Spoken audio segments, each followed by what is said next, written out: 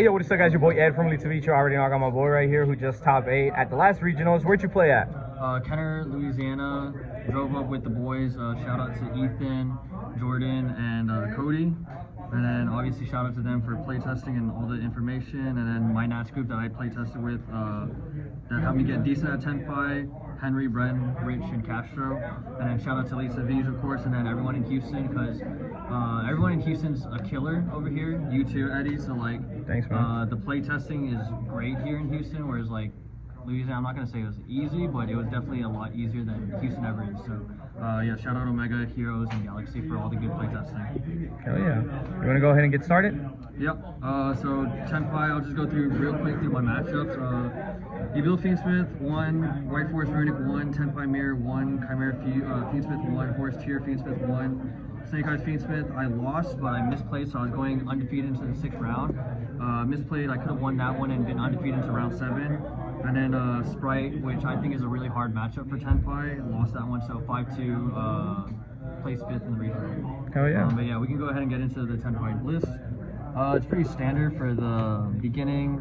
3 White, Hydra, 3 Chandra, 2 Genroku, 1 Fadra. Played 1 Genroku, 2 Fadra for Houston Regional. Genroku comes up a lot more as 2 of, and Fadra did come up once in the tier matchup, so I do think you have to play 2 moving forward just for consistency purposes, but I did like this. I bricked with this twice, 2 up in Houston, that's why I cut it to 1, but I think you do need the second one moving forward, especially because we have the space post Banlist. Yep. Play the 1 Dora for more consistency as well. Yeah, you just want to see a way to get into the field spell, and you don't want to brick too often on the board breakers and hand traps. So added Dora, obviously Honorary, Tenpai, Magnamut, and Drewsworm. The Bishios are crazy.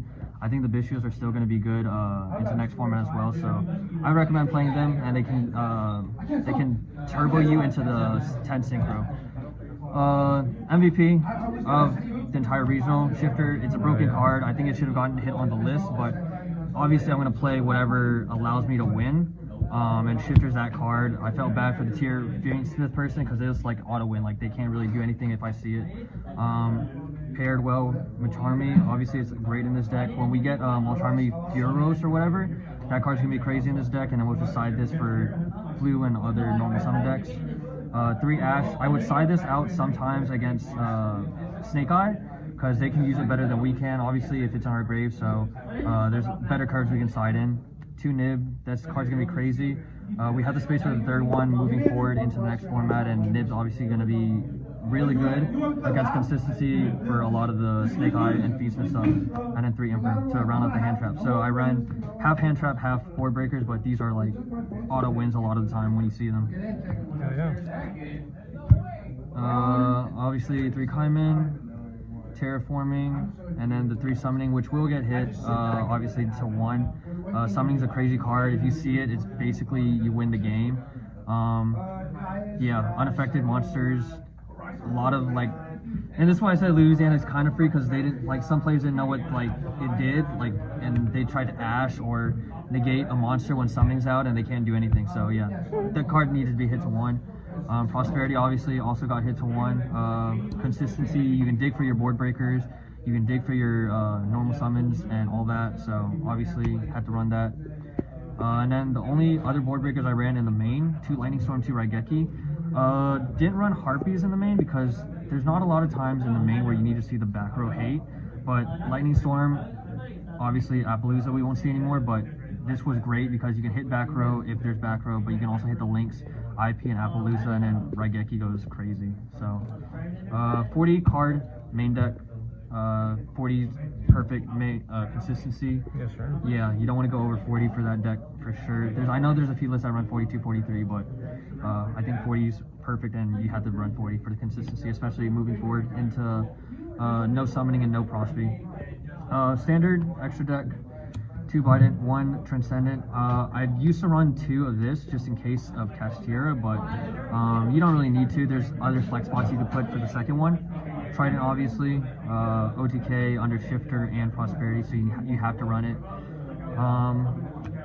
Black Rose package. Black Rose goes crazy, especially under field spell. If you don't know what the back row set is, like it could be super poly imperm. Sometimes you just want to go into Black Rose, wipe the field, don't even think about it, and then play for battle phase Kaiman. So sometimes it allows you to think less, and this deck already you don't have to think too much. But I will say, like, it's really rewarding when you play Tenpai and you're able to interact with your opponent and then helmet from there, right? So like, yes, it's a simple deck, but you still have to know interactions, and that's where it's like really fulfilling. Rose Moonlight, it comes up in U-Bell sometimes, and obviously against Flambirds, you want to bounce it back. You don't want to kill the Flambirds and give them 2 extra bodies. And then Ruddy Rose, it didn't come up, but in theory and in playtesting, it's crazy because sometimes there are times where you aren't going to OTK, and you need to be able to banish their grave and then play follow-up, and they won't be able to have follow-up with Ruddy Rose. Q-Belt to pop. You can OTK under Shifter with this. You pop your own field spell, target Q-Belt, and it's a 52k body, or 55,200 body, and then sometimes you just want to pop it for nib token. Same thing with Moonlight. You can just bounce the nib token back. So it gives you different options. Samurai Destroyer didn't come up against U-Bell, but this card's nuts against U-Bell. I only played one U-Bell Fiendsmith, and that's the reason it didn't come up, but this card's cracked. It allows you to beat the U-Bell Fiendsmith matchup, which is a really hard matchup for Tenpai. This was my tech option that I basically replaced the second Transcendent with. I don't like the idea of drawing the outs, especially against the mirror. The mirror is already hard enough, and I think any mirror in Yu-Gi-Oh! Is like really difficult. It's up to the better player and how they build their deck and how they interact. So I'd rather have this as the out option in the extra deck already there. But you can make this with the Genroku. You just special from hand, don't increase its level, and then use any of the other 3 bodies to make it. Super cool tech option if you don't know what it does. 2k monster attack lower cannot attack, so the Pydra, the Chandra, the Fadra cannot attack, and then monsters with above 2k can't activate their effect, so Biden can't be summoned in main phase to activate its effect and grab from grave. So super cool tech option. There are ways to out it, obviously, Raigeki, Imperm, Droplet, but they're not always going to have those outs, and I'd rather have something in my extra deck that I can just hard make rather than drawing something like Heatwave. Yeah. Seals, obviously, crack card. It leads into the side deck, which is just going to be really great. A lot of interaction allows you to really play the interaction part of Yu-Gi-Oh! Whereas Tenpai can just be put on your helmet and swing sometimes. Yeah. The other link packages, Hida, Promethean, you need it for the grind game, and Hida can come up in the mirror. You grab your opponent's Tenpais. Promethean for grind game, of course, especially if you're running the 1 Fadra.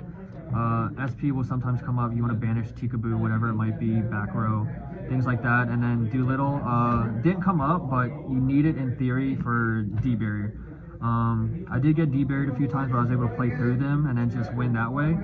But yeah, I don't want to play the entire Salamangreat Zealantis package because it just takes up too much space, and it's really conditional on the OTK and playing through D-Barrier because they need a Fire Engrave to even go that route, whereas you can just summon Doolittle and then slap them. Side deck, 3 Droll, Rogue decks, it hits U-Bell Fiendsmith. There's a few other decks. You just don't want to lose a Rogue just a lot of the time, and then you just want to see this. I don't think Droll's crazy, but sometimes you just need it. Harpies, back row hate, we hate it. Same reason, 3 Cosmics. But it's also good going first, and Mirror, and a bunch of other stuff. So that's the one thing with Tenpai, you never know if someone's going to make you go first or second. And that's also why I don't play Heatwave in my side. You want to be able to flex the going first and second options, and that's why quick plays are good. Cosmic, the droplets are good, obviously, for going first and second. So I'm not a big fan on the idea of like putting Heatwave in and then drawing the out.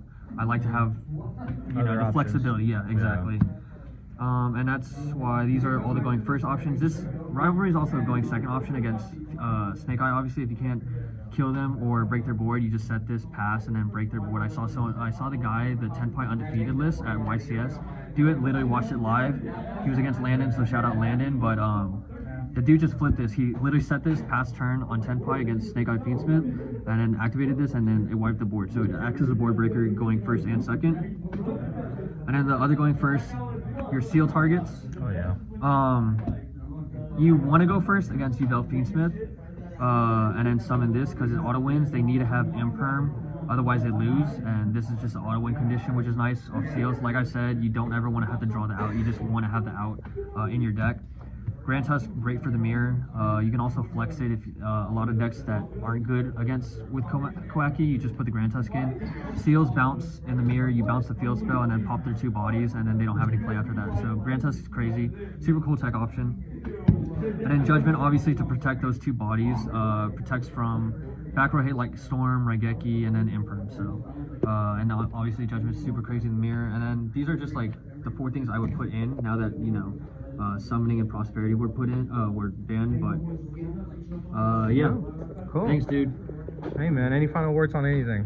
No, just like, yeah, like if you're a new player, yeah, shout out Galaxy. And, yeah, I think Tenpai is like, people make fun of it for being like really just like brain dead. You just OTK through it, but I think it's really rewarding the longer you play, the more interactions. You have to know how other decks work, right? Yeah. Hand traps, especially, you have to be able to know how to interact with your opponent's board, and then board breakers, you have to be able to dissect everything and be able to board break. So I do think Tenpai is really easy with OTK stuff, but you still have to know how to interact, and that's like the fulfilling part of Tenpai. So yeah, appreciate it, at least as you.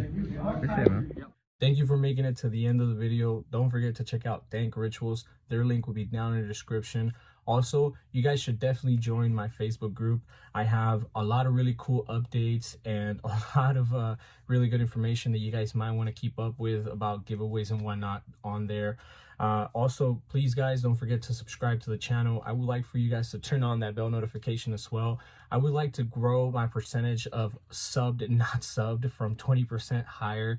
I would really appreciate that. And don't forget to like, comment, share. You already know, guys. Appreciate y'all very much, and I'll see y'all in the next video.